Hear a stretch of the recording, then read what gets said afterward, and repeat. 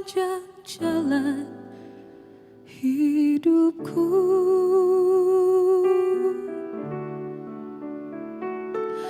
Firman-Mu bagaikan sulur agar ku tak sesat di jalan.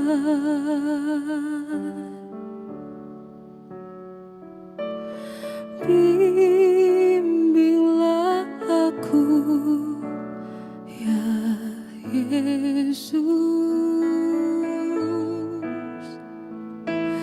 di sepanjang jalan hidupku.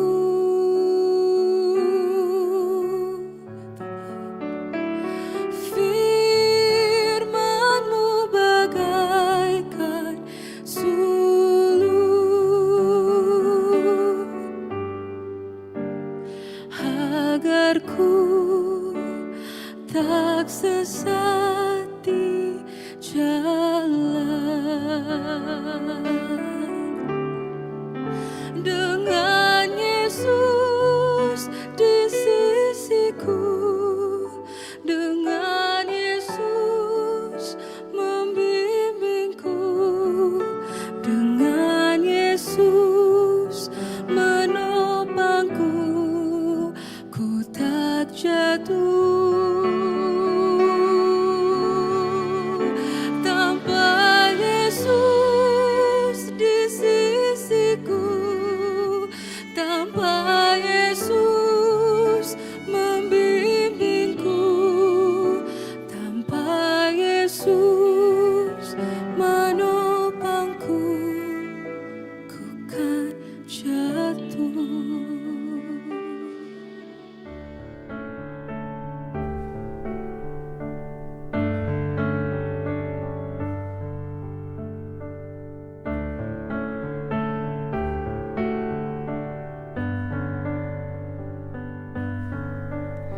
I need Thee every hour, most gracious Lord.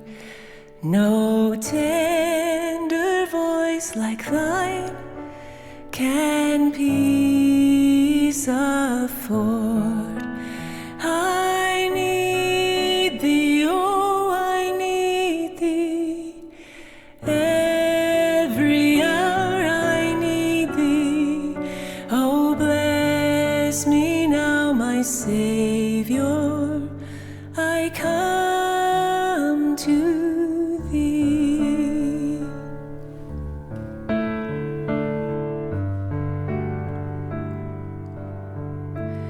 I need Thee every hour. Stay Thou nearby. Temptations lose their power when Thou art nigh. I need Thee, oh, I need Thee. Every hour I need Thee. Oh, bless me now, my Savior.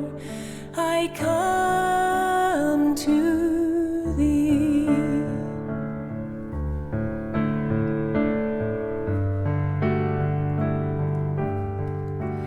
I need Thee every hour, in joy or pain. Come quickly and abide, or life is vain. I need Thee, oh, I need Thee. Every hour I need Thee. Oh, bless me now, my Savior. I come to Thee.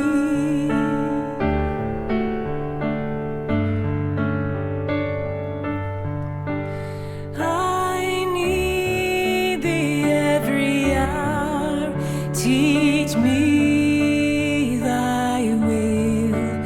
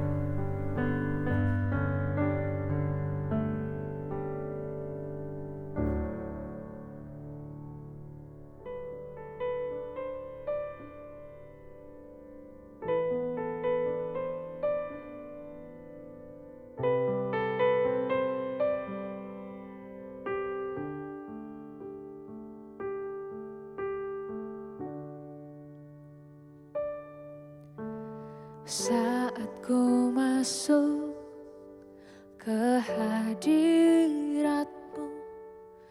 bawa persembahan ke tempat kudus-Mu. Pujian ku naikkan, sembah ku berikan bagi-Mu Allah yang mulia. Kau layakanku menghampiri-Mu, melihat tahta kemuliaan-Mu Tuhan. Pujian ku naikkan, sembah ku berikan bagi-Mu Allah yang mulia. Oleh kuasa darah-Mu, Kau telah tebus dosaku. Kekudusan-Mu melingkupiku, kasih-Mu mengalir memulihkan hidupku. Sungguh besar anugerah-Mu, Kau telah selamatkan hidupku.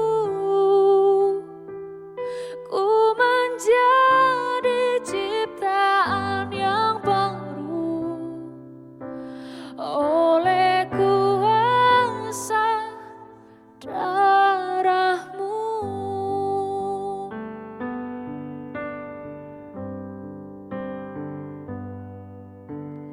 Kau layakanku menghampiri-Mu, melihat tahta kemuliaan-Mu Tuhan. Pujian ku naikkan, sembah ku berikan bagi-Mu Allah yang mulia. Oleh kuasa darah-Mu, Kau telah tebus dosaku. Kekudusan-Mu melingkupiku, kasih-Mu mengalir memulihkan hidupku. Sungguh besar anugerah-Mu, Kau selamatkan hidupku. Ku menjadi ciptaan yang baru oleh kuasa darah-Mu. Oleh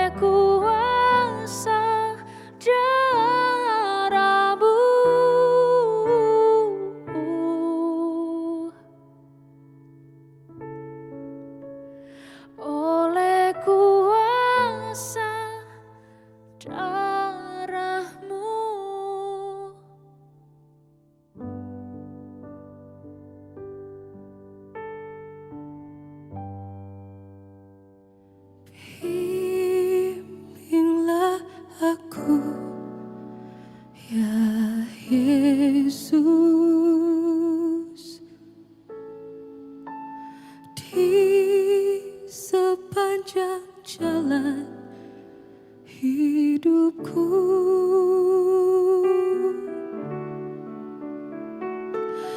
Firman-Mu bagaikan sulur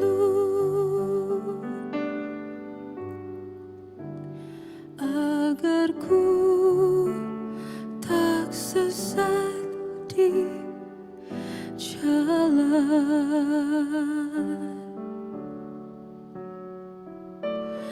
Bimbinglah aku, ya Yesus,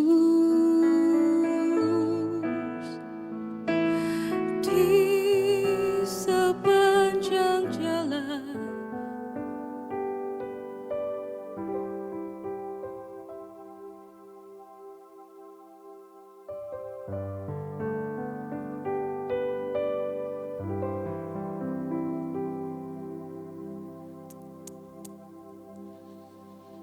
Selamat pagi jemaat yang dikasihi oleh Tuhan, Shalom.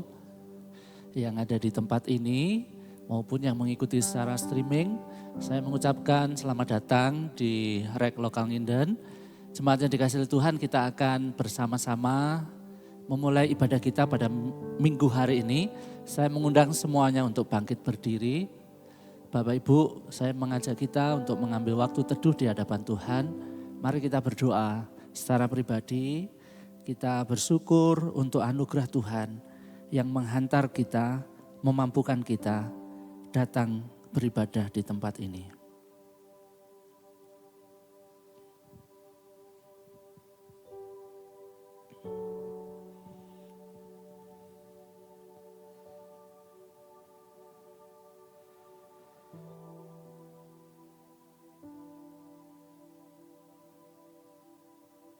Kasih setia Tuhan tidak pernah berkesudahan, selalu baru setiap pagi.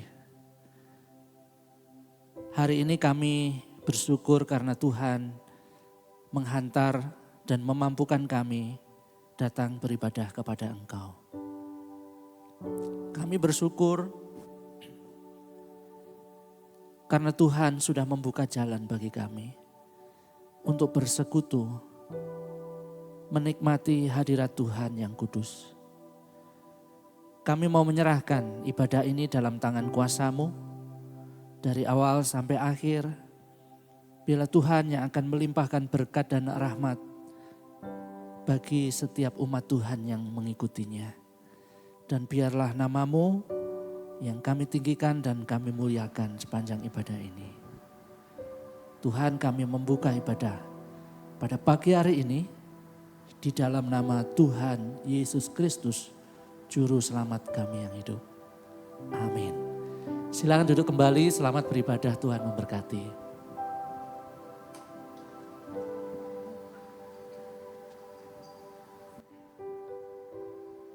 Tetapi sekarang di dalam Kristus Yesus, kamu yang dahulu jauh sudah menjadi dekat oleh darah Kristus. Sebab itu tidak ada lagi landasan bagi kita untuk bermegah selain dalam salib Tuhan kita, Yesus Kristus. Dan oleh Dialah Ia memperdamaikan segala sesuatu dengan dirinya oleh darah salib Kristus.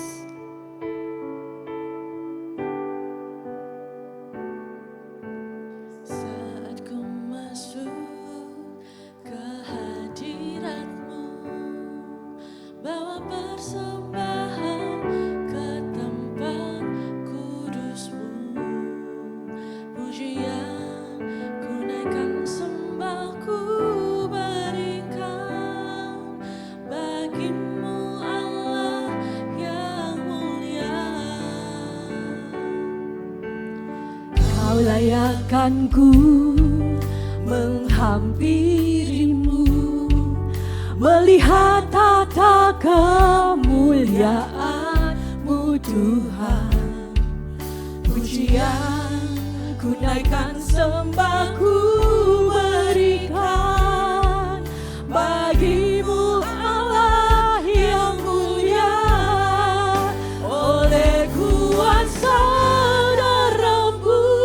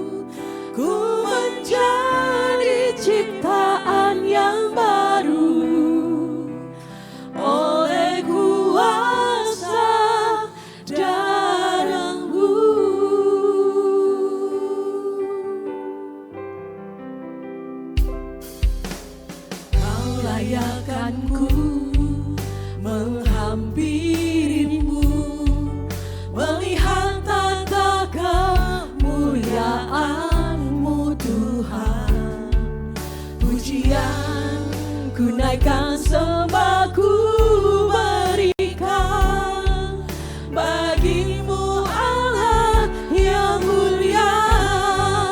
Oleh kuasa darah-Mu Kau telah tebus dosaku. Kekudusan-Mu melingkupiku.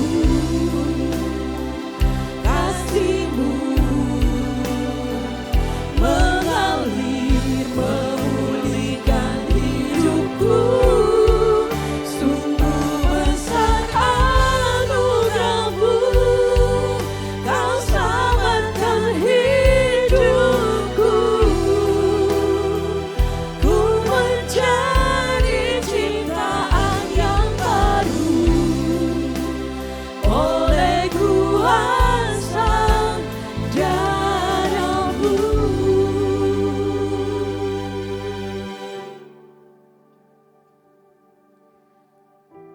Dan Kristus telah mati untuk semua orang, supaya mereka yang hidup tidak lagi hidup untuk dirinya sendiri, tetapi untuk Dia yang telah mati dan dibangkitkan untuk mereka.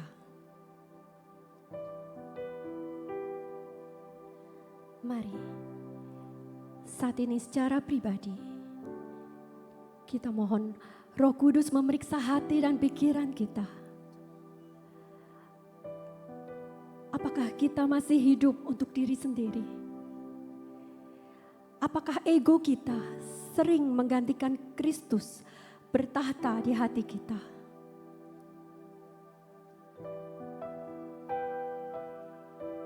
Akui dengan jujur di hadapan Tuhan.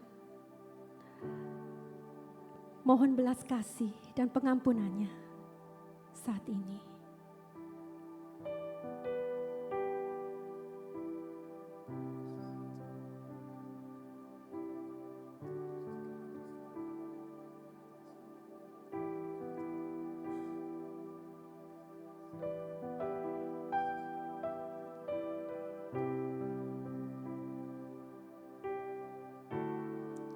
Oleh kuasa darah-Mu Kau telah tebus dosaku. Kekudusan-Mu melingkupiku. Kasih-Mu mengalir memulihkan hidupku. Sungguh besar anugerah-Mu, Kau selamatkan hidupku. Ku menjadi ciptaan yang baru oleh kuasa darah-Mu.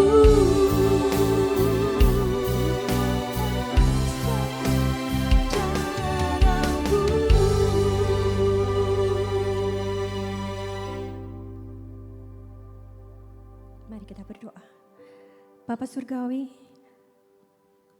saat ini kami datang di hadapan-Mu dengan merendahkan diri kami. Mohon ampun Tuhan kalau sering ego kami menggantikan Engkau di hati kami.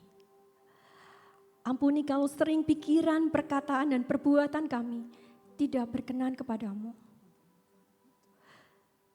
Kami sering mengecewakan Engkau Tuhan. Ampuni kami. Kami lemah. Kami sering gagal menyenangkan-Mu Tuhan. Walaupun Engkau telah menebus kami. Topang kami Tuhan, agar dapat hidup di dalam kekudusan-Mu. Pulihkan kami di dalam kasih-Mu. Terima kasih Tuhan. Dalam nama Tuhan Yesus, amin.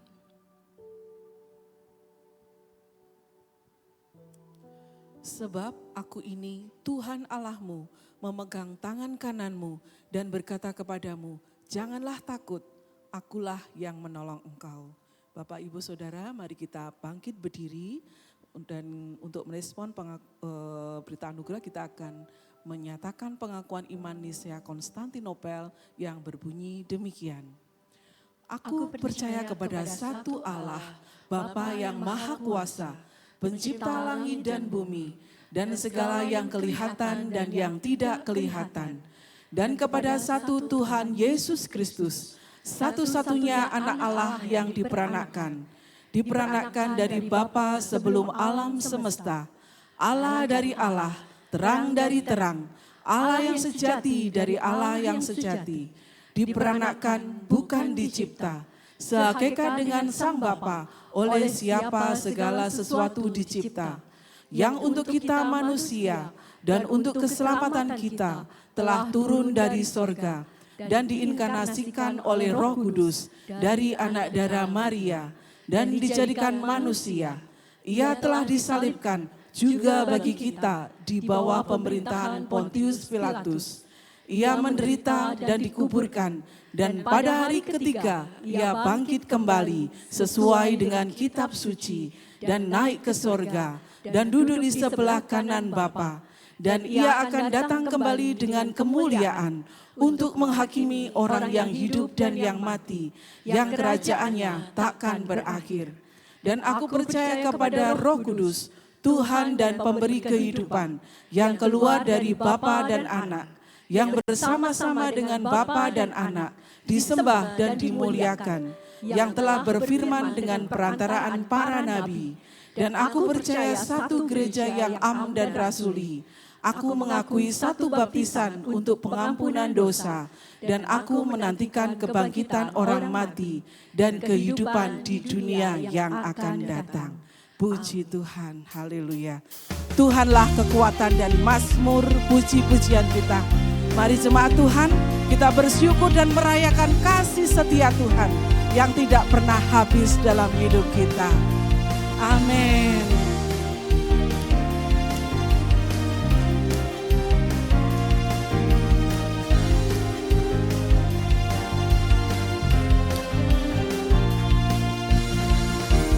Tuhanlah kekuatan dan mazmurku,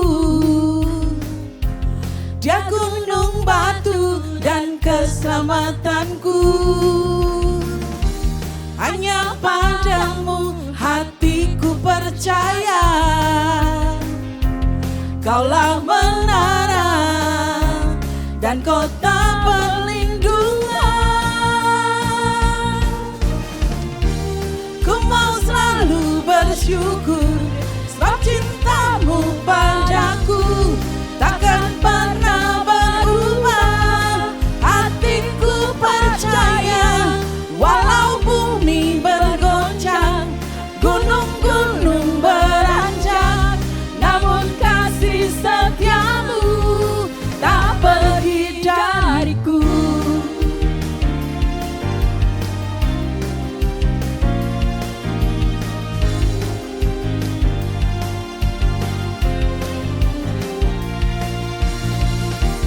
Tuhanlah kekuatan dan mazmurku,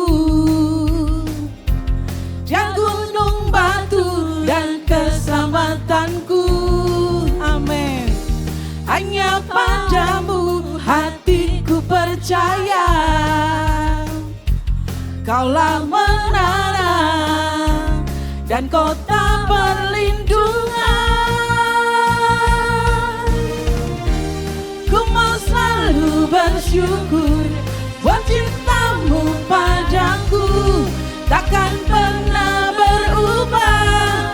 Hatiku percaya walau bumi bergoncang, gunung-gunung beranjak, namun kasih setiamu tak pergi dariku.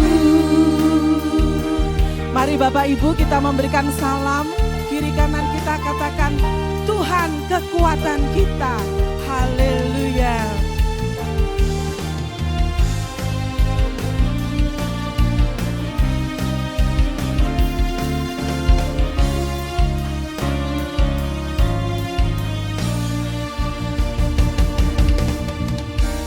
Ku mau selalu bersyukur sebab cintamu padaku takkan pernah berubah.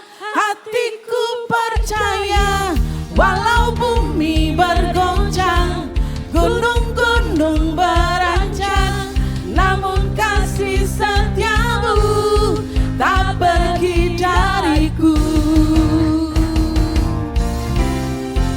Ku mau selalu bersyukur, sebab cintamu padaku takkan pernah berubah. Hatiku percaya, walau bumi bergoncang, gunung-gunung beranjak, namun kasih setiamu tak pergi dariku. Kasih setiamu tak pergi dariku. Kasih setiamu tak pergi dariku.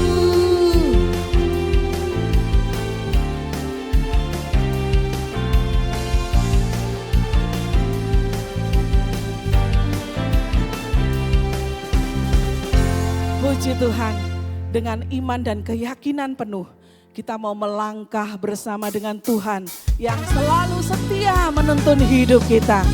Ku mau berjalan bersama Juru Selamatku.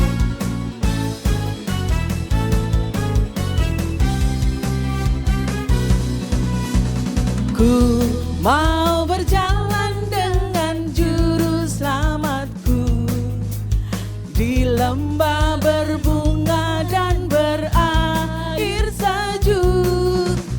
Ya kemana juga aku mau mengikutnya, sampai aku tiba di negeri bakal.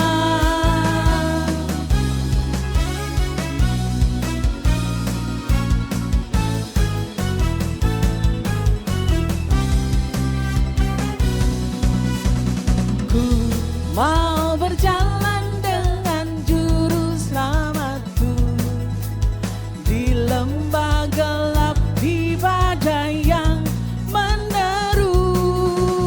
Aku takkan takut di bahaya apapun, bila ku dibimbing tangan Tuhanku.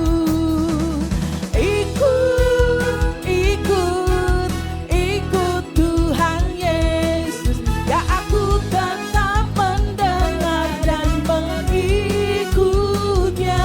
Amin. Ikut Tuhan Yesus, ya kemana juga ku mengikutnya.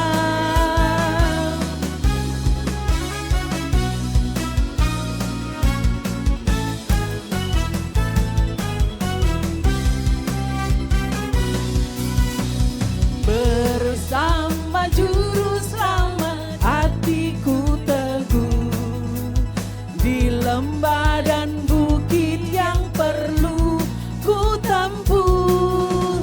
Tuhanku membimbing aku pada jalannya yang menuju rumah Allah yang bakal.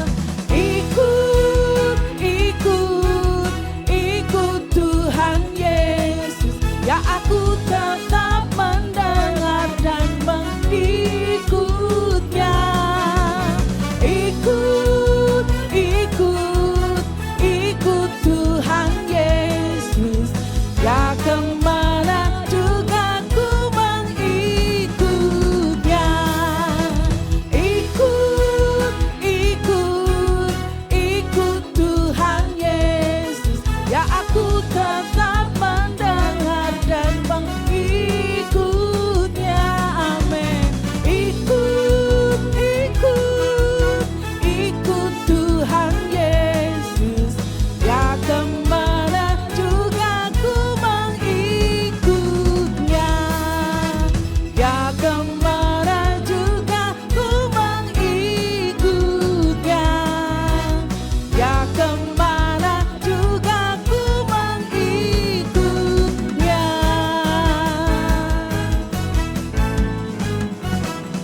Puji Tuhan, silakan Silakan duduk Bapak Ibu Saudara. Mari dengan rendah hati dan penuh iman, kita menyadari bahwa tanpa tuntunan Tuhan, kita mudah tersesat. Mari kita datang dan menyatakan kepercayaan kita kepada Yesus, satu-satunya penuntun hidup kita. Melalui pujian ini, mari kita sungguh berserah.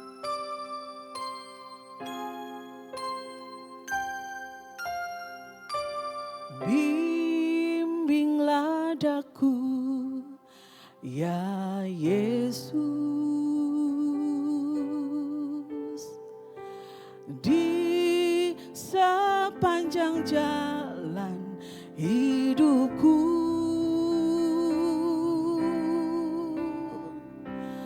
Firman-Mu bagaikan suluh,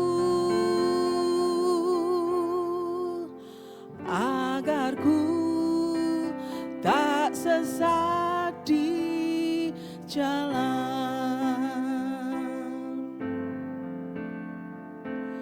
Bimbinglah daku, ya Yesus, di sepanjang jalan hidupku.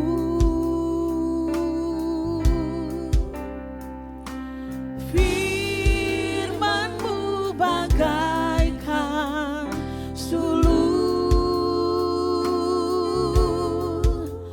agar ku tak sesat di jalan.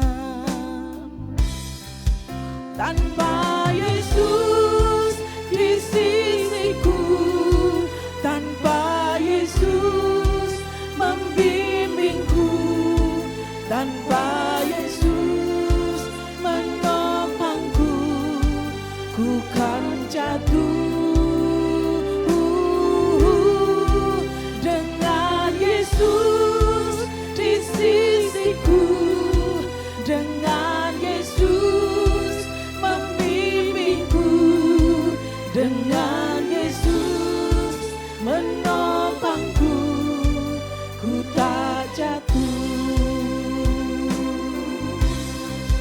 Tanpa Yesus di sisiku, tanpa Yesus membimbingku, tanpa Yesus menopangku, ku kan jatuh.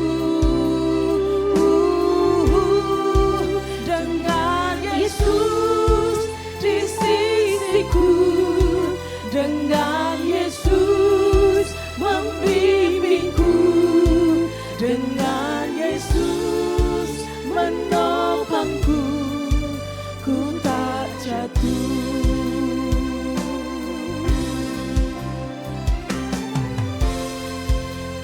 Beritahukanlah jalan-jalan-Mu kepadaku ya Tuhan, tunjukkanlah itu kepadaku. Tuntunlah aku dalam kebenaran-Mu, dan ajarlah aku, sebab Engkau Allah yang menyelamatkan aku. Mari jemaat kita bangkit berdiri. Ya Tuhan, tiap jam ku memerlukan-Mu. Engkaulah yang memberi sejahtera penuh. Setiap jam ya Tuhan,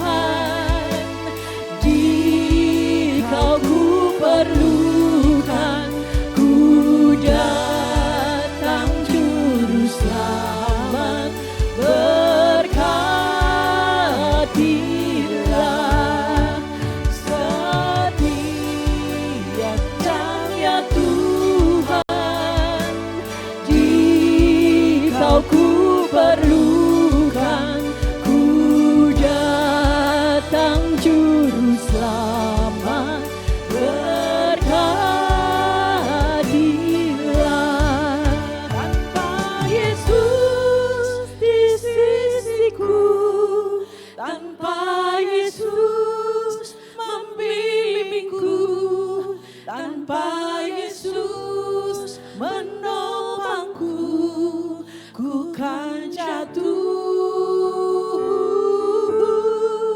Dengan Yesus di sisiku, dengan Yesus membimbingku, dengan Yesus menopangku, ku tak jatuh. Dengan Yesus menopangku, ku tak jatuh.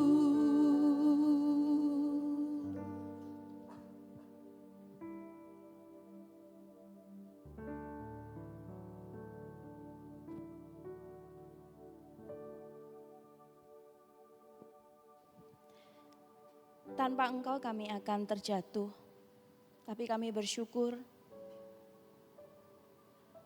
kasih-Mu menopang kami.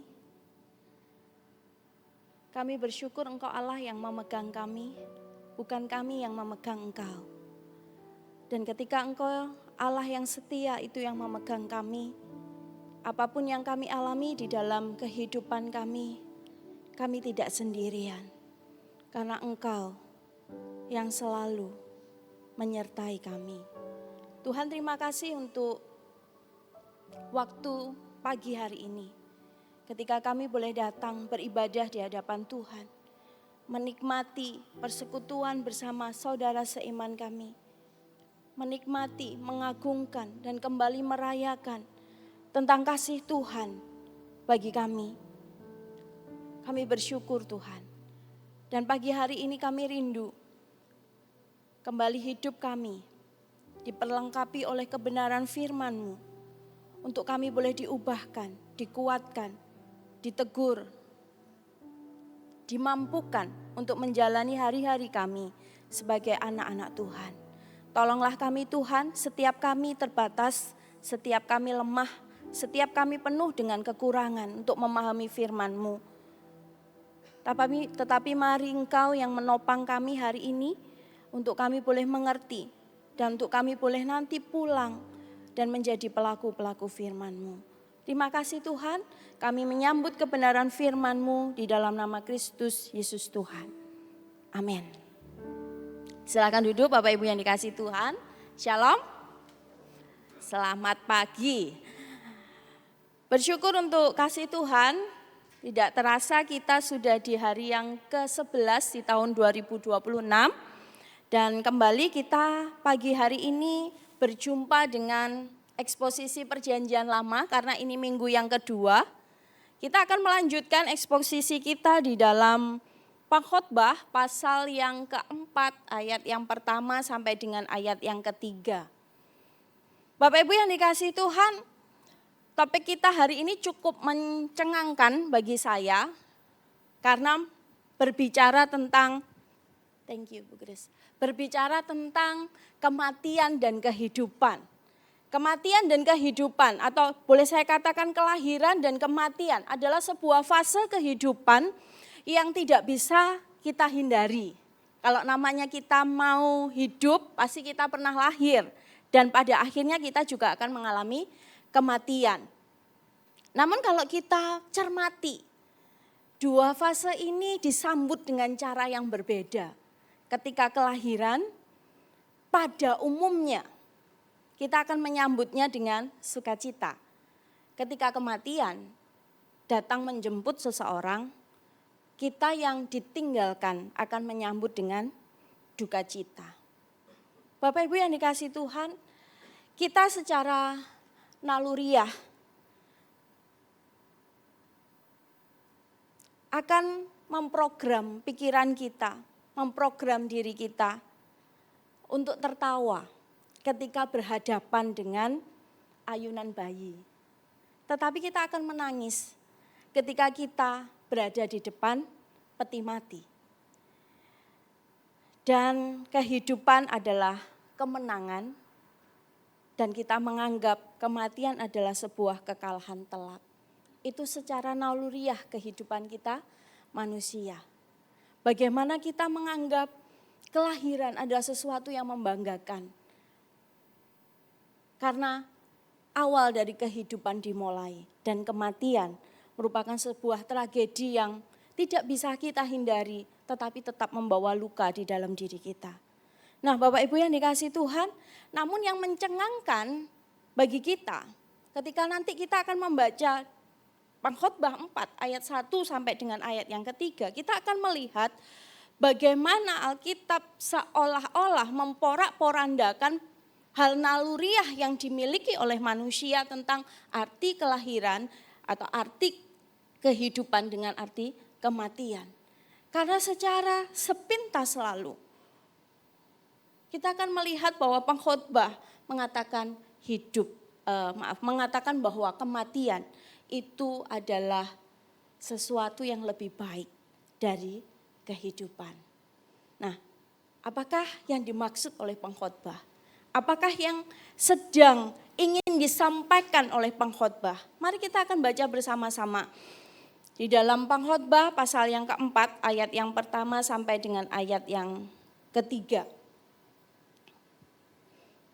Karena ini hanya 3 ayat, mari kita membacanya secara bersama-sama.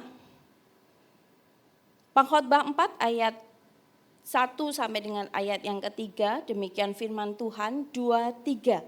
Lagi aku melihat segala penindasan yang terjadi di bawah matahari, dan lihatlah air mata orang-orang yang tertindas dan tak ada yang menghibur mereka. Karena pihak orang-orang yang menindas ada kekuasaan. Oleh sebab itu aku menganggap orang-orang mati yang sudah lama meninggal lebih bahagia daripada orang-orang hidup yang sekarang masih hidup.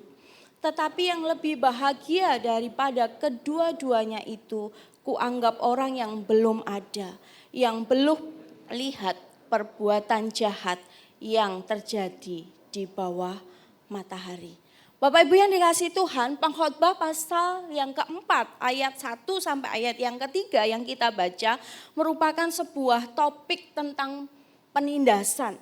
Dan ini merupakan sebuah kelanjutan dari pengamatan Pengkhotbah tentang adanya ketidakadilan, dan ketidakadilan itu ada di ruang pengadilan yang dibahas di pasal sebelumnya, yaitu di pasal yang ketiga ayat 16 sampai dengan ayat yang ke-22.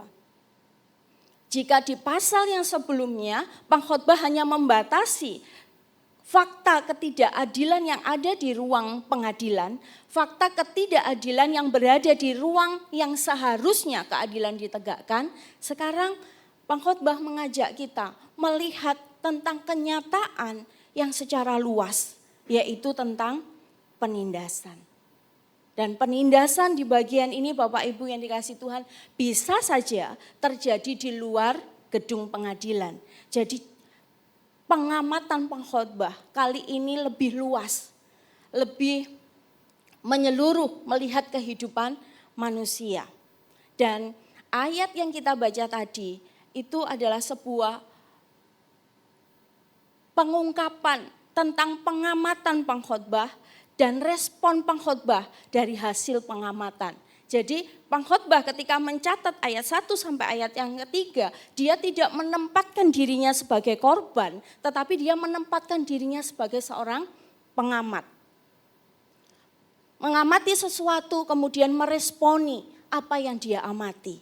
Nah, apa yang sedang diamati oleh Pengkhotbah? Yang sedang diamati oleh Pengkhotbah adalah penindasan mengakibatkan penderitaan.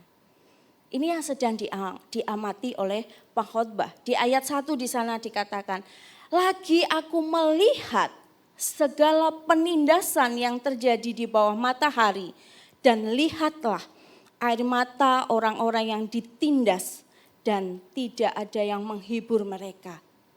Karena di pihak orang-orang yang menindas ada kekuasaan. Bapak Ibu yang dikasihi Tuhan, sekali lagi Kohelet sebagai pengamat kehidupan manusia di mana di bawah matahari. Kita perlu mengingat kembali apa maksud di bawah matahari yang dimaksudkan oleh Pengkhotbah, yaitu kehidupan jauh dari Tuhan, kehidupan yang berada di dunia ini tanpa ada kontrolnya Tuhan. Itu yang sedang diamati oleh pengkhotbah. Pengkhotbah tidak hanya menyelidiki apa yang terjadi, tetapi juga dia melihat apa yang sebenarnya dirasakan oleh orang-orang yang tertindas itu. Sehingga kita boleh mengatakan demikian Bapak Ibu yang dikasihi Tuhan. Pengamatan Kohelet bukan hanya secara objektif atau tentang penindasannya. Tetapi pada saat yang sama Kohelet mencoba untuk melihat perasaan daripada korban penindasan itu. Jadi Kohelet ketika mengamati bukan hanya observasi apa yang terjadi, penindasan seperti apa yang dialami, tetapi Kohelet juga mencoba memahami apa yang sedang mereka rasakan ketika mereka berada di bawah penindasan. Sehingga Kohelet melihat bahwa orang-orang yang mengalami penindasan ini merasakan begitu kesakitan. Mereka mengalami yang namanya kepedihan yang luar biasa. Dan Kohelet menemukan alasan dibalik kepedihan mereka. Penindasan yang dialami oleh orang-orang yang hidup di bawah matahari itu diselami begitu rupa oleh Kohelet, oleh pengkhotbah. Dan akhirnya Kohelet pada satu titik tertentu menemukan apa sih alasan. Sehingga penindasan itu begitu terasa menyakitkan bagi orang-orang yang merasakan. Yang pertama Bapak Ibu yang dikasihi Tuhan, kita melihat alasan kenapa penindasan itu mengakibatkan penderitaan atau penderitaan diakibatkan oleh penindasan. Alasan yang pertama adalah adanya penyalahgunaan kekuasaan. Di dalam ayat yang ke-1, Bapak Ibu yang dikasihi Tuhan, muncul ada kata menindas dan kekuasaan. Kata kekuasaan itu merujuk pada berbagai jenis kekuasaan. Berbagai jenis bidang atau berbagai jenis sesuatu yang dimiliki oleh seseorang, kekuatan yang dimiliki seseorang, entah itu jabatan, entah itu ekonomi, entah itu kekuasaan. Dan itu yang dilihat oleh pengkhotbah. Dia melihatnya secara menyeluruh. Dan kekuasaan di sini sekali lagi merujuk pada mungkin boleh politik, boleh ekonomi, boleh sosial, boleh apa saja. Dan kata menindas sebenarnya muncul beberapa kali dalam kitab pengkhotbah. Di pasal 3 itu berkaitan dengan aparat hukum. Pasal yang kelima berkaitan dengan pejabat negara. Nanti di pasal 7 kita akan melihat ada oknum-oknum lain yang menerima suap dan mereka berkuasa. Dan orang-orang inilah yang melakukan penindasan. Orang-orang yang memiliki kekuatan, memiliki kekuasaan, memiliki satu kemampuan untuk melakukan sesuatu lebih baik atau lebih mungkin lebih besar dibanding orang pada umumnya. Tetapi justru merekalah yang melakukan penindasan. Ketika kekuasaan sudah terdistorsi oleh dosa, ketika kekuasaan telah dirusak oleh dosa, orang yang memiliki kekuasaan tidak mampu untuk mengelola kekuasaan itu dengan baik. Mengelola kekuasaan itu, memakai kekuasaan itu dengan tepat. Dan hati manusia yang sudah rusak karena dosa membuat kekuasaan itu menjadi sesuatu yang merugikan orang lain. Membuat sesuatu yang menyakiti orang lain. Nah, Bapak Ibu yang dikasihi Tuhan, ini yang dilihat oleh Kohelet. Kohelet melihat bahwa ada orang yang berkuasa nih. Tapi orang yang berkuasa itu sudah dirusak oleh kejahatan dan membuat mereka melakukan penindasan. Dan kenyataan itu sangat menyakitkan bagi mereka yang tertindas. Kenapa? Karena jika keadilan ditentukan oleh mereka yang memiliki kekuasaan, pada korban penindasan tidak mungkin sanggup membalikkan keadaan. Mereka yang tidak memiliki kekuasaan tidak mungkin dapat melawan mereka yang memiliki kekuasaan. Ini kenyataan yang sedang dicermati, sedang dilihat oleh Kohelet. Bahwa kehidupan manusia yang dirusak oleh dosa, yang ada di bawah matahari, yang tanpa kontrol Allah, bagaimana sesuatu yang harusnya bisa dipakai untuk mengelola kehidupan bersosial dengan baik, tapi justru dipakai untuk menindas sesama. Dan ini menyedihkan bagi Kohelet, juga bagi orang yang merasakan penindasan. Kenapa? Sekali lagi yang menindas adalah mereka yang berkuasa. Dan yang ditindas tidak bisa membalikkan keadaan. Tidak punya kekuatan, tidak punya kemampuan untuk melawan mereka yang menindas. Ini sebuah kenyataan yang mungkin tidak hanya dialami oleh Kohelet. Kalau kita renungkan Bapak Ibu yang dikasihi Tuhan, pada masa sekarang, bagaimana keadilan bisa diputar balikkan dengan sedemikian rupa. Bagaimana orang-orang yang Tuhan percaya mendapatkan kekuasaan, dengan entengnya menyalahgunakan kekuasaan. Memanipulasi segala sesuatu. Untuk apa? Keegoisan diri sendiri. Akibatnya apa? Mereka yang menjadi korban dari penyalahgunaan kekuasaan menjadi pribadi yang begitu menyedihkan. Menjadi satu kehidupan seseorang yang menakutkan.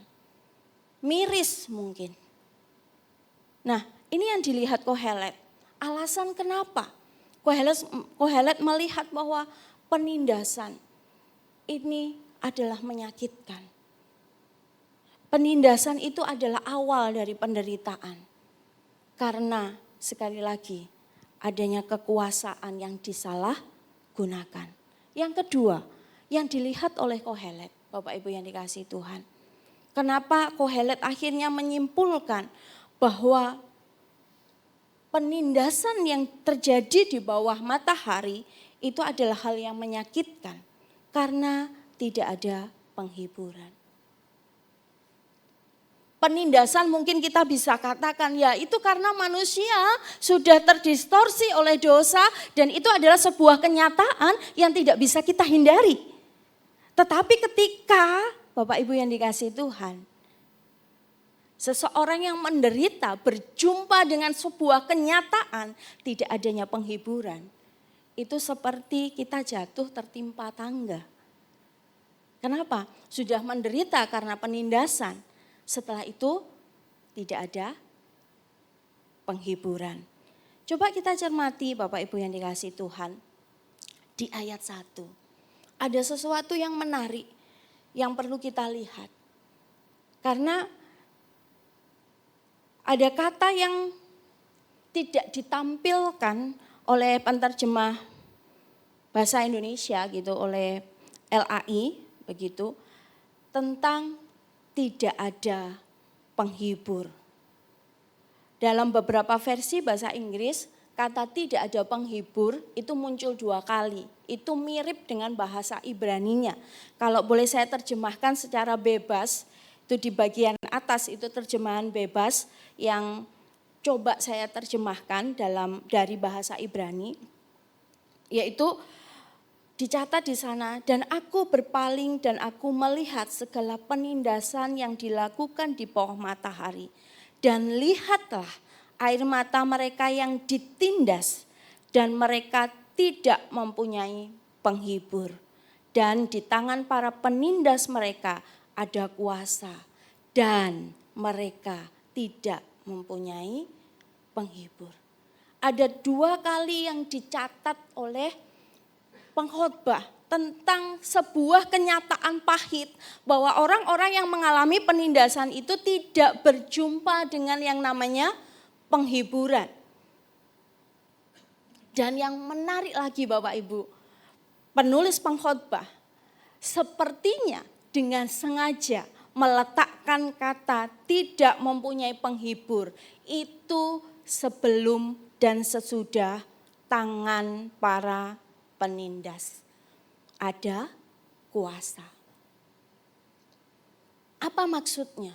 Kenapa ini dimunculkan seperti mengapit sesuatu? Karena ada kemungkinan pengkhotbah ingin menjelaskan bahwa tidak ada seorang pun yang memberikan penghiburan. Bukan tidak adanya keadaan yang menghibur, tetapi tidak adanya orang yang menghibur. Dan ketiadaan orang yang menghibur itu diakibatkan kenapa? Karena adanya kekuasaan itu tadi, penyalahgunaan kekuasaan. Sehingga orang lain yang berada di luar orang yang dari penindas itu tidak memiliki keberanian untuk apa? Untuk memberikan penghiburan. Jadi ini adalah sebuah kondisi yang digambarkan dengan begitu apik oleh pengkhotbah. Bagaimana pengkhotbah ingin menyampaikan bahwa tidak ada penghiburan di sini, bukan hanya tidak ada keadaan yang memberikan mereka pengharapan, tetapi tidak ada satu pribadi pun yang berani untuk memberikan penghiburan kepada mereka. Jadi keadaannya tidak ada yang memberikan mereka ketenangan, dan orang-orang yang ada di sekitar mereka yang tertindas pun tidak ada keberanian untuk memberikan penghiburan. Bapak Ibu yang dikasihi Tuhan, ini adalah sebuah keadaan yang memilukan ya. Kenapa saya katakan memilukan? Karena ketika seseorang berada di dalam tekanan, ketika seseorang berada di dalam pergumulan, mungkin bahasa kita sekarang, kehadiran seseorang itu mungkin tidak memberi solusi, tetapi memberikan satu pesan bahwa kamu tidak sendirian. Ada orang-orang lain yang siap memberikan penghiburan. Mungkin masalahnya, pergumulannya tidak terselesaikan, tetapi dia tidak merasa tidak punya siapa-siapa.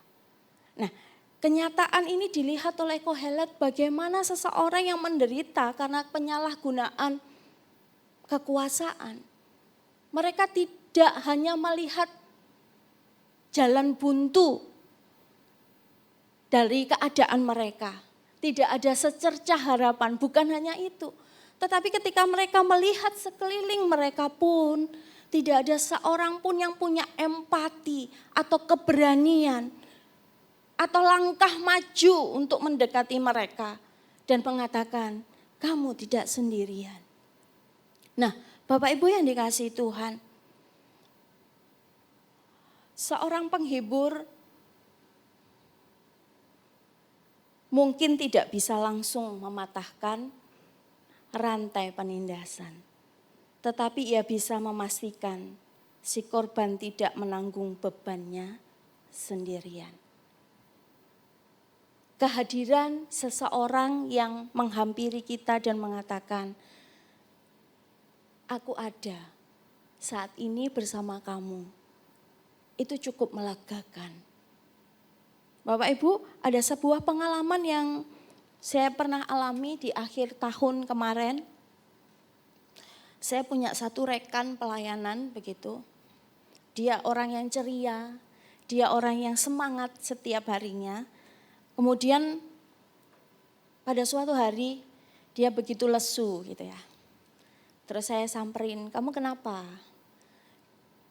Dia dengan tenang begitu, dengan tenang dan berusaha menahan emosinya, dia berkata, enggak apa-apa Bu, saya sedang alergi karena saya lihat mukanya begitu merah. Tetapi pada waktu itu hati saya berkata tidak, dia tidak baik-baik saja. Karena biasanya kalaupun dia alerginya datang, dia bilang, Bu alergi datang, aku kasih apa ya, ada obat enggak ya di kantor begitu. Tapi hari ini dia bilang enggak apa-apa Bu, saya kena alergi tanpa sebuah upaya untuk membereskan ini masalah alerginya. Saya melihat anak ini enggak ada sesuatu yang enggak beres gitu. Kemudian saya panggil, saya ajak dia di satu ruangan, saya bilang, kamu kenapa? Langsung dia histeris dan menunjukkan sebuah video. Ibu, ini kampung saya. berada di Tapanuli Tengah. Dan saya nggak bisa menghubungi orang tua saya. Saat itu saya bergetar dan saya bilang, saya harus ngapain Tuhan? Saya hanya bisa diam, saya membiarkan dia bercerita. Sampai saya bilang, kamu butuh waktu untuk sendiri? Iya. Sampai akhirnya saya bilang dengan rekan-rekan pelayanan lainnya, saya bilang, biarkan dia sendiri. Karena berita semalam itu adalah kampung halamannya dia. Dan yang jelas ada di TV disebutkan desa, itu adalah desanya dia. Waktu itu kami membiarkan dia sendiri gitu. Karena nggak mungkin kami semua nemenin dia gitu, karena harus ada pelayanan yang kami kerjakan. Nah Bapak Ibu yang dikasih Tuhan, saat malam saya hanya tanya bagaimana kabarnya. Kemudian dia telepon, dia nangis. Saya nggak bisa menghubungi. Terakhir kakak saya bilang, kakak, adik dan mama saya di hutan.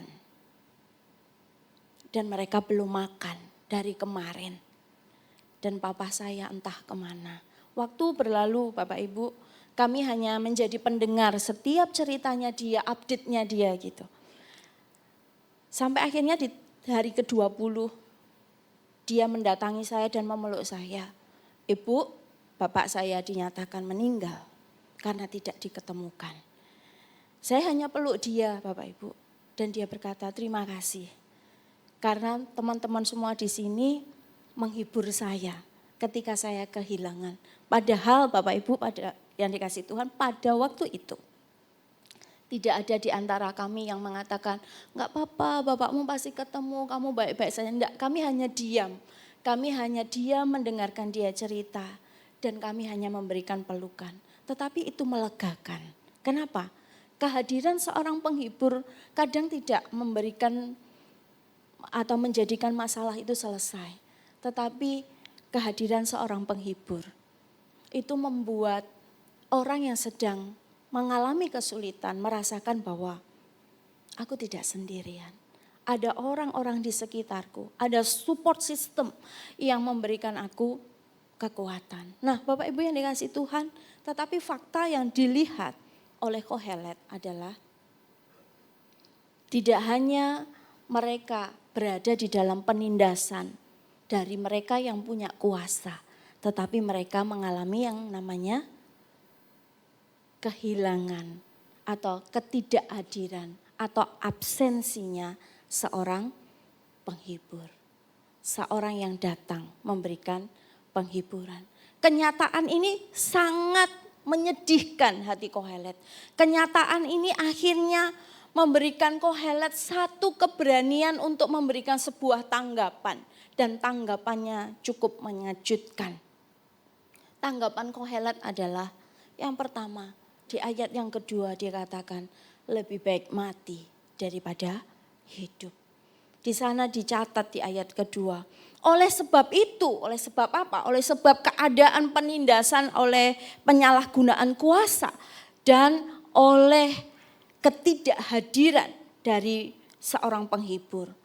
Dia mengatakan, aku menganggap orang-orang mati yang sudah lama meninggal lebih bahagia daripada orang-orang hidup yang sekarang masih hidup. Bapak Ibu yang dikasih Tuhan, kata menganggap itu sebenarnya lebih tepat diterjemahkan memuji. Dan beberapa versi bahasa Inggris juga menjelaskan itu memuji atau menerjemahkan dengan kata memuji. Aku memuji, aku mengagungkan. Mengagungkan siapa? Mengagumkan orang-orang yang sudah mati. Kematian menjadi sebuah yang menyenangkan. Kematian menjadi sebuah yang mendatangkan pujian. Ini yang dirasakan Kohelet. Dan ini bukan sebuah ajakan, ayo bunuh diri. Bukan Bapak Ibu. Atau ayo aborsi itu ya. Beberapa orang yang ekstrim memakai ayat ini menjadi alasan untuk bunuh diri dan juga aborsi. Tetapi ini bukan ajakan, tetapi ini respon. Sebuah suara hati dari Kohelet yang melihat penderitaannya itu begitu menyakitkan. Jadi kalau hidup seperti ini, hidup tanpa pengharapan, hidup tanpa kehadiran seseorang yang melegakan, maka jauh lebih baik kematian. Ini yang menjadi respon dari Kohelet. Kohelet menanggapi itu dengan sebuah pilihan kata yang mencengangkan.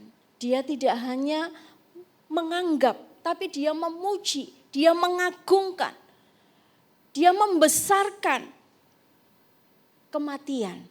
Karena apa? Kehidupan di bawah matahari yang dia lihat tanpa pengharapan adalah sebuah kesia-siaan.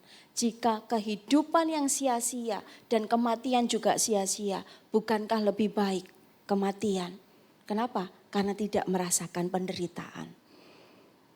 Bapak Ibu yang dikasihi Tuhan, dalam keadaan normal, kematian selalu lebih buruk daripada kehidupan. Namun ketika seseorang berada di tengah penderitaan yang begitu berat, tanpa harapan, tanpa penghiburan, kematian terlihat sebagai jalan keluar yang lebih masuk akal. Ini pernyataan dari hasil pengamatan Kohelet. Bukan Kohelet bilang ayo lah gitu mati aja gitu, bukan. Tetapi inilah penilaian Kohelet. Penimbangan yang dia munculkan, dia sampaikan setelah melihat sebuah kenyataan pahit. Bapak Ibu, bagi mereka yang tanpa pengharapan, kematian dianggap sebagai akhir dari penderitaan. Kenapa? Ya sudah memang akan berakhir.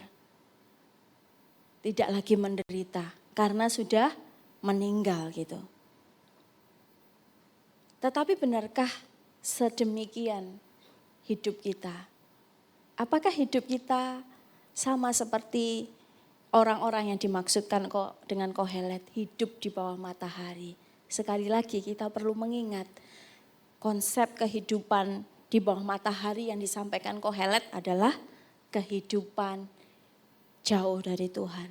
Kehidupan tanpa intervensi Allah. Ini respon yang pertama. Respon yang pertama Kohelet bilang kalau keadaannya sama-sama tanpa harapan, mati lebih baik. Dan kemudian bukan hanya itu. Bukan hanya mati lebih baik karena tidak merasakan penderitaan. Kohelet melanjutkan dengan respon yang kedua. Dia mengatakan lebih baik tidak pernah lahir sama sekali. Di ayat yang ketiga di sana ditulis, tetapi yang lebih bahagia daripada keduanya itu kuanggap orang yang belum ada, yang belum melihat perbuatan jahat yang terjadi di bawah matahari.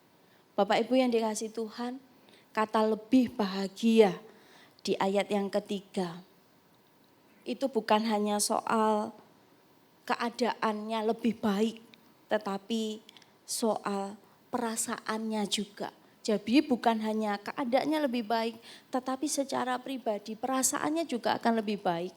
Lebih baik dari apa? Daripada lahir, daripada melihat kenyataan pahit. Jika kita melihat dari ayat 1 sampai ayat yang ketiga, Kohelet itu membagi manusia itu dalam 3 kelompok. Yaitu mereka menjadi korban penindasan, mereka yang mati lebih dulu dan tidak merasakan penindasan. Yang ketiga adalah mereka yang belum lahir atau tidak lahir karena tidak melihat penindasan. Bapak Ibu yang dikasihi Tuhan, jika yang kedua, kelompok yang kedua itu dianggap menyenangkan atau dianggap kondisi yang dianggap mendatangkan sebuah pengagungan, pujian karena sudah tidak lagi merasakan penderitaan yang dialami seperti mereka yang menjadi korban penderitaan. Tetapi yang disorot Kohelet di ayat yang ketiga adalah bukan korbannya, bukan pengalaman menjadi korbannya, tetapi lebih kata melihat Jadi Bapak Ibu, kalau yang pertama jelas ya menjadi korban. Yang kedua adalah mereka tidak merasakan, tidak punya pengalaman ditindas. Tetapi yang ketiga ini bukan hanya tidak punya pengalaman, tetapi tidak melihat. Jadi kalau kita boleh perjelas begitu ya, kalau kita boleh memahami, jika tidak pernah melihat saja lebih baik. Jadi kita bisa membayangkan bagaimana perasaan daripada korban yang mengalami penderitaan. Ketika kata melihat ini muncul, Kohelet ingin menegaskan bahwa penderitaan dari kelompok pertama itu bukan penderitaan biasa. Bukan penderitaan yang itu dialami semua orang. Itu penderitaan yang mungkin datang sesekali kemudian akan hilang. Itu penderitaan yang hanya menderita di bagian tertentu tetapi di hal tertentu dia baik-baik saja. Tidak, tetapi itu satu penderitaan yang komplit begitu Bapak Ibu yang dikasihi Tuhan. Dan sehingga ketika pengkhotbah atau Kohelet melihat atau memakai kata melihat, Kohelet menjelaskan melihat saja itu hal yang tidak melihat saja itu hal yang menyenangkan. Berarti keadaan korban dari penindasan itu sangat mengerikan. Sehingga Kohelet mengatakan lebih baik mereka tidak lahir. Kenapa? Karena mereka yang tidak lahir tidak melihat.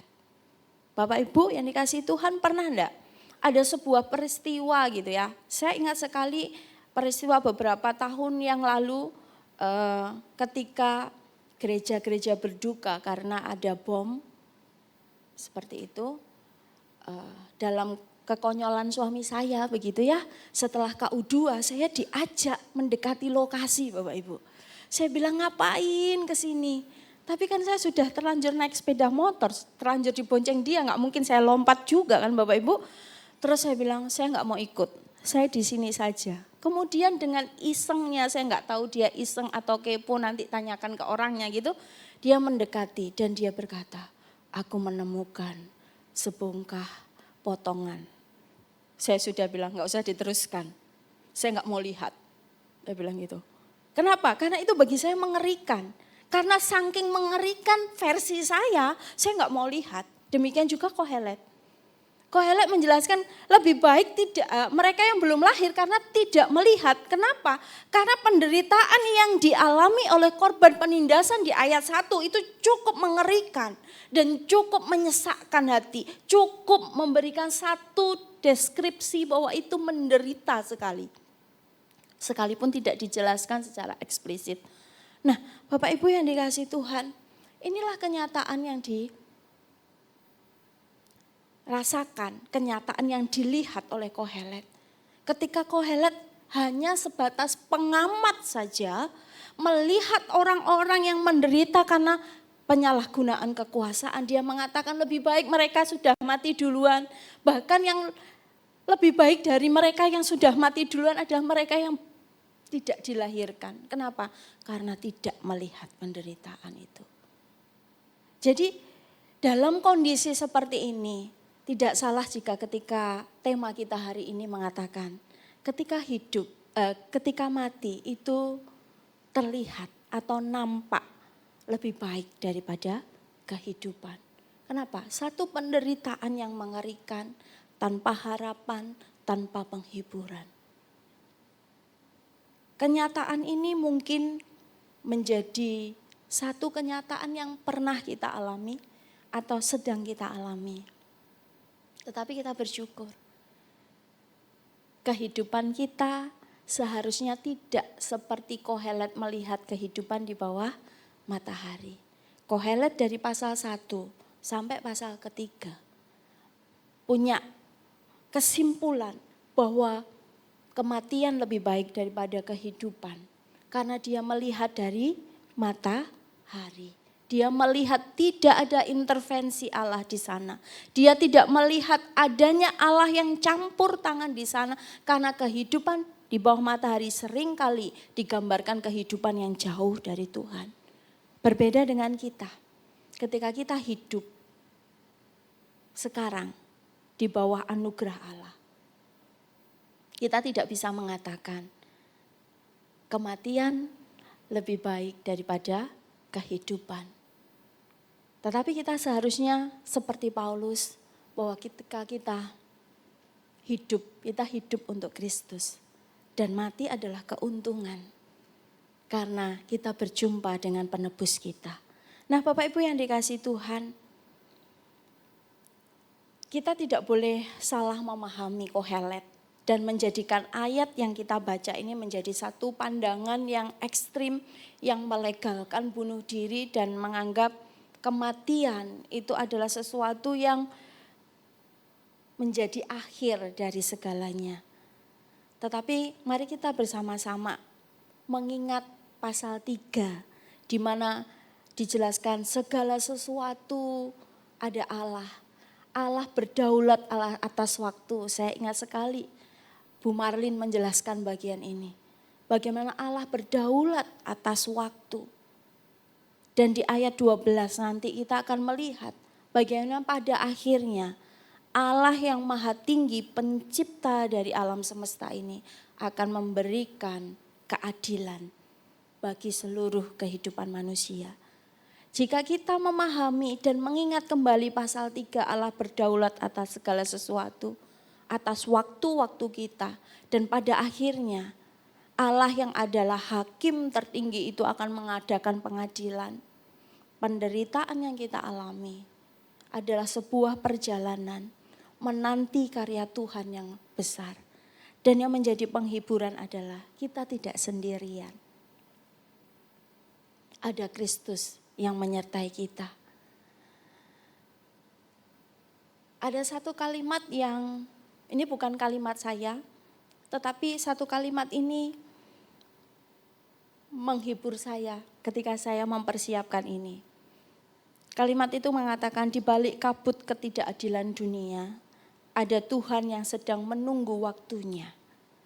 Pengadilannya mungkin belum terlihat hari ini, tetapi tidak ada satupun air mata yang jatuh tanpa seizinnya. Dan tidak ada satupun penindasan yang akan lolos dari pengadilannya.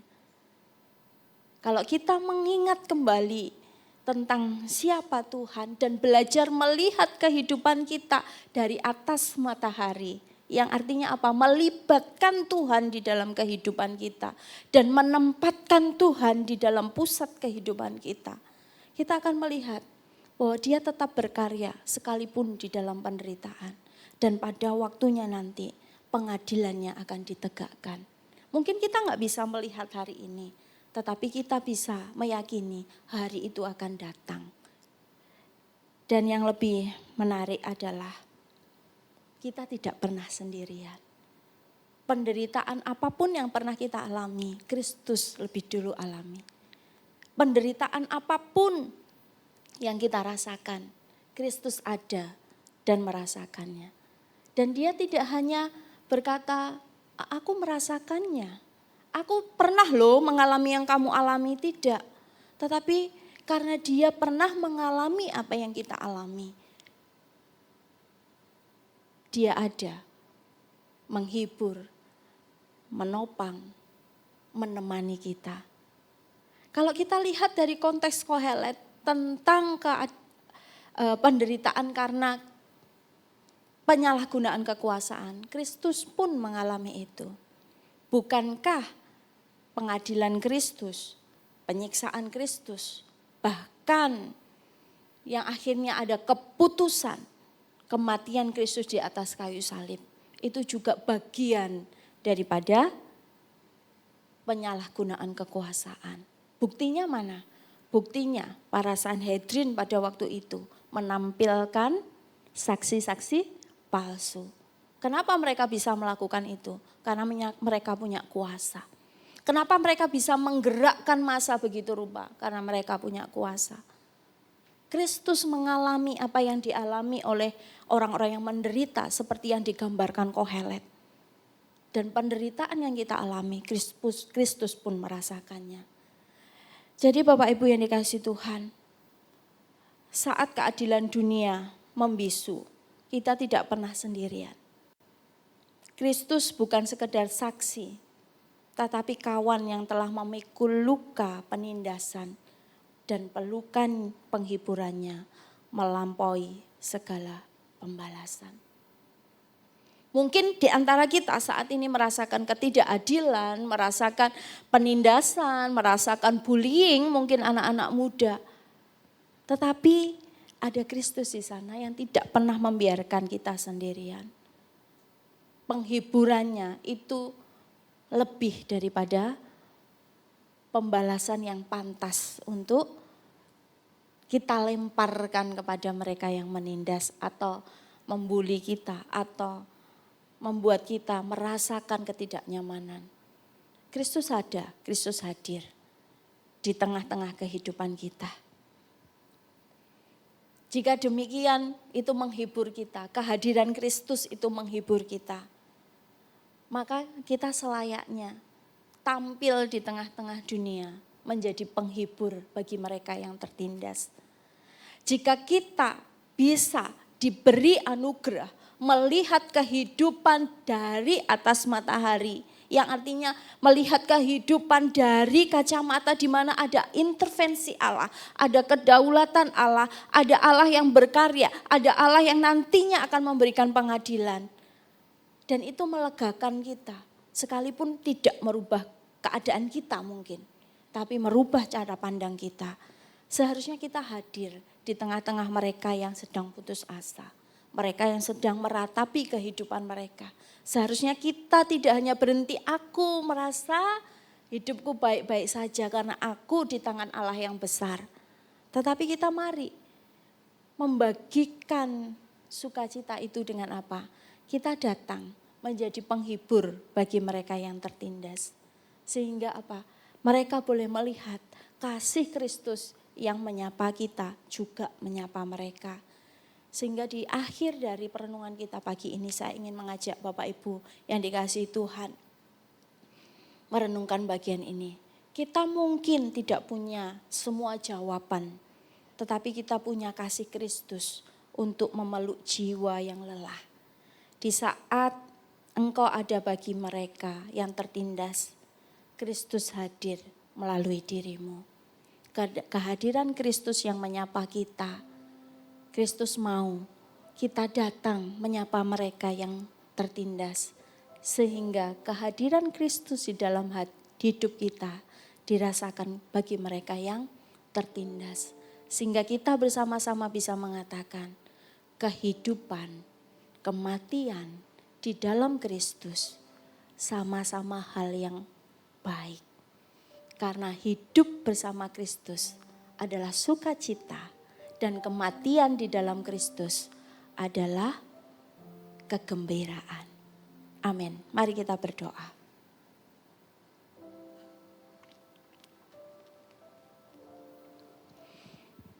Tuhan, kami bersyukur untuk pagi hari ini. Kami kembali melihat bagaimana kehidupan jauh dari hadirat Tuhan. Di sana ada kesesakan. Ada ketidaknyamanan, ada kepedihan.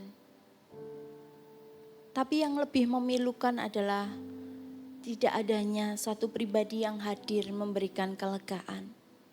Dan kami bersyukur kami adalah orang-orang yang berada di dalam kasih karunia Tuhan. Orang-orang yang berada di dalam genggaman anugerah Tuhan. Dan Tuhan sedang menyapa kami, menghibur kami, menemani kami. Bahkan di saat tidak ada satupun pribadi yang mengerti kondisi kami, memahami kehidupan kami. Engkau ada. Engkau bukan hanya menemani kami, Engkau juga pernah merasakan apa yang kami rasakan. Tuhan, kami bersyukur karena hidup kami berada di dalam genggaman tangan-Mu yang besar.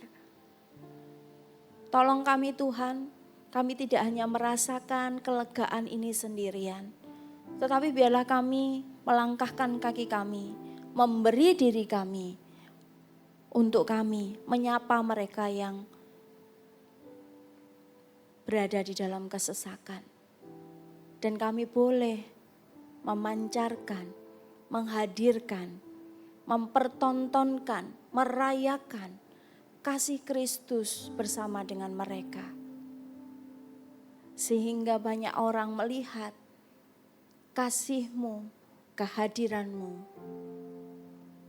satu-satunya solusi yang melegakan di tengah kesesakan dunia yang rusak karena dosa. Terima kasih Tuhan, ini kami, tolong kami. Biarlah kami menemukan Tuhan di dalam hidup kami dan kami boleh membagikan itu kepada sesama kami. Terima kasih Tuhan, di dalam nama Kristus Tuhan kami berdoa. Amin. Siapakah aku ini dan siapakah bangsaku sehingga kami mampu memberikan persembahan sukarela seperti ini? Sebab daripadamulah segala-galanya dan dari tanganmu sendirilah persembahan yang kami berikan kepadamu.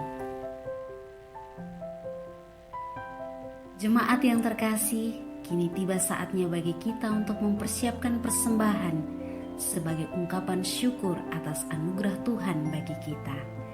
Jemaat dapat memberikan persembahan secara tunai melalui amplop kuning yang telah dibagikan di awal ibadah, lalu dimasukkan ke dalam kotak persembahan berwarna hitam setelah selesai ibadah. Jemaat juga dapat memberikan persembahan secara non-tunai melalui transfer atau scan kris ke rekening yang tertera di layar. Sambil mempersiapkan persembahan kita, selamat menyaksikan Warta Gereja minggu ini. Shalom keluarga Reform Exodus Community, senang berjumpa kembali. Selamat datang bagi Anda yang baru pertama kali hadir. Jika Anda butuh dukungan doa atau memiliki pertanyaan seputar firman Tuhan, silakan kunjungi link berikut ini.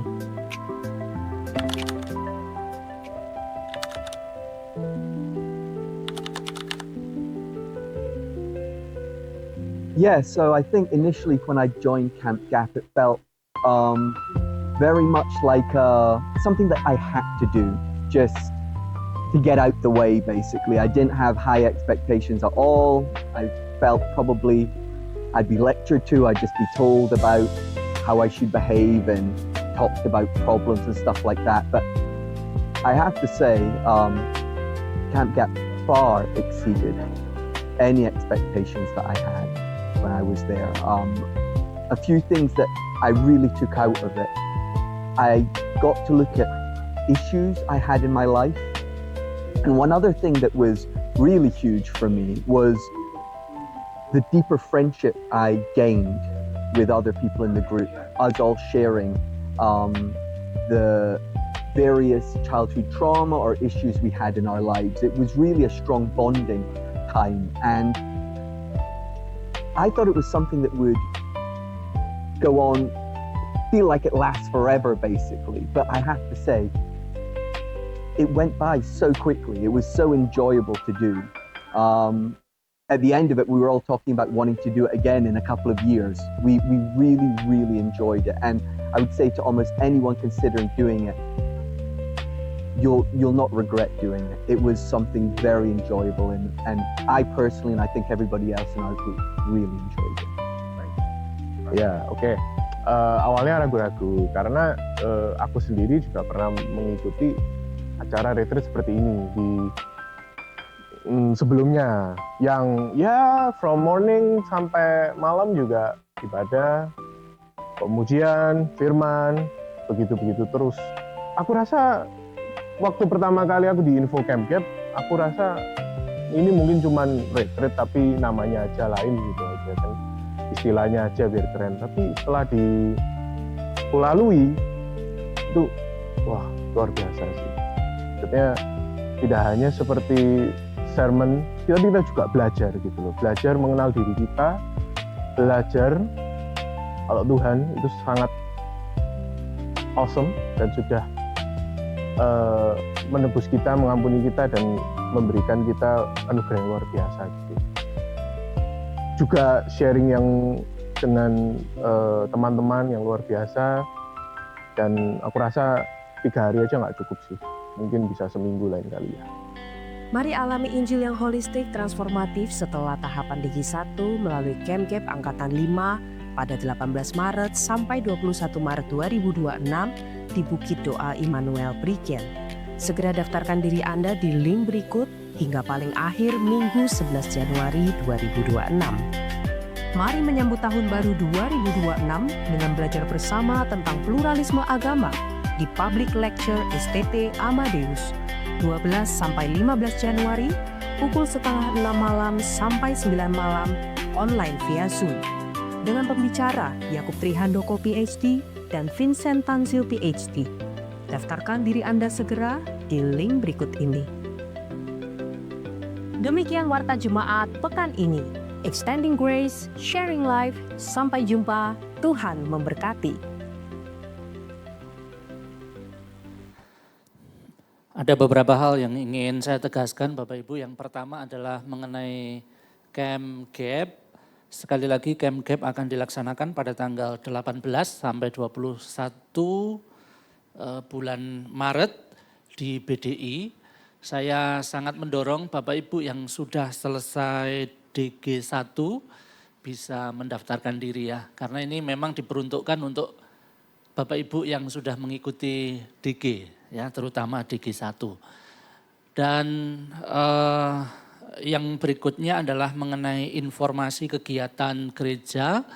Bapak Ibu bisa melihat di web rec.org.id/event. Dan ini adalah minggu yang kedua. Jadi selesai ibadah nanti minta waktu semuanya tidak meninggalkan ruangan ini. Kita akan berdoa. Nanti akan ada satu orang yang memimpin dan kita akan mendoakan beberapa pokok doa ya. Bapak Ibu yang mau didoakan juga bisa melalui kertas yang sudah disediakan atau melalui link. Bapak Ibu bisa mencantumkan atau menuliskan pergumulan Bapak Ibu yang nanti akan didoakan bersama-sama oleh kita semuanya. Nah itu saja yang ingin saya sampaikan sebelum kita berdoa syafaat dan menyerahkan persembahan. Saya mau mengundang apakah ada yang baru pertama kali ibadah di tempat ini bisa mengangkat tangan sebentar jikalau ada. Jikalau tidak ada, mari semuanya bangkit berdiri kita berdoa. Tuhan kami menyerahkan persembahan yang kami kumpulkan ke dalam tangan Tuhan. Biarlah Engkau yang akan memberkati, Engkau memakainya untuk kemuliaan nama-Mu. Engkau yang akan terus memberkati setiap umat Tuhan yang sudah mengumpulkan pada saat pagi hari ini. Tuhan yang akan menjagai mereka, Tuhan memberkati setiap pekerjaan mereka. Tuhan juga mencukupkan setiap hal yang anak-anak-Mu butuhkan. Tuhan pada saat ini kami juga berdoa, menyerahkan ya Tuhan untuk bangsa negara kami, terutama di dalam proses untuk kemajuan pendidikan. Kami bersatu hati biarlah Tuhan yang akan memberkati. Secara khusus kami berdoa menyerahkan untuk para guru yang ada di Indonesia. Tuhan Kau menolong anak-anak-Mu yang sudah memberikan hidup mereka untuk menjadi pengajar. Dan bukan satu tugas yang gampang yang mereka harus lakukan hari lepas hari untuk mengajar anak-anak para murid-murid mereka. Tuhan kiranya Engkau memberkati.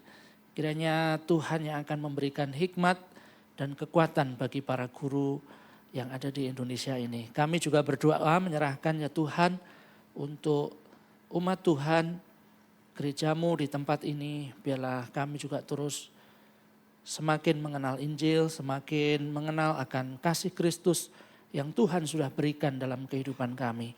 Kami berdoa ya Tuhan, biarlah melalui setiap sarana anugerah yang Tuhan sudah berikan, baik melalui MSK, melalui DG, melalui ibadah, melalui persekutuan-persekutuan yang lain. Kami semua boleh bersama-sama semakin bertumbuh, semakin kuat di dalam iman kami kepada Engkau. Tuhan Yesus terima kasih. Inilah doa dan ucapan syukur kami Tuhan yang kami naikkan di dalam nama Tuhan Yesus Kristus. Amin.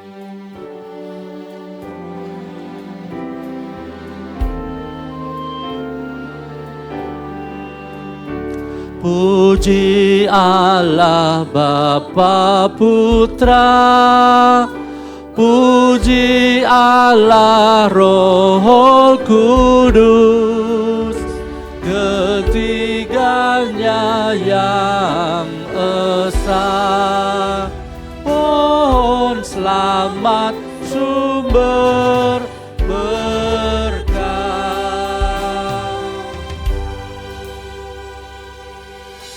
Jemaat yang dikasihi oleh Tuhan, terimalah berkat dari Allah Tritunggal yang akan menolong dan memberkatimu, memampukan menjadi pelaku-pelaku firman.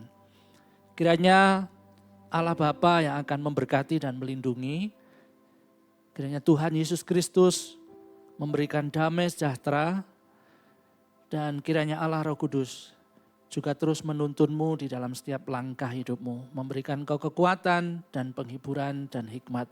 Segala hal yang baik dan manis dari Allah Tritunggal dilimpahkan bagimu, dan terimalah semuanya di dalam nama Tuhan Yesus Kristus. Amin.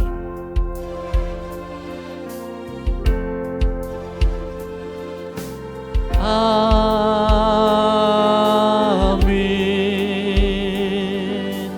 Amin.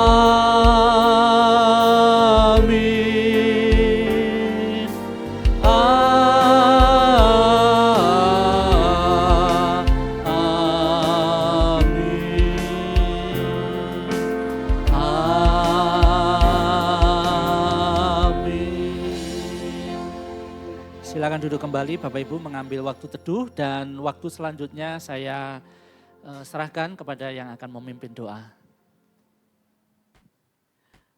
Bapak Ibu, mohon waktu 10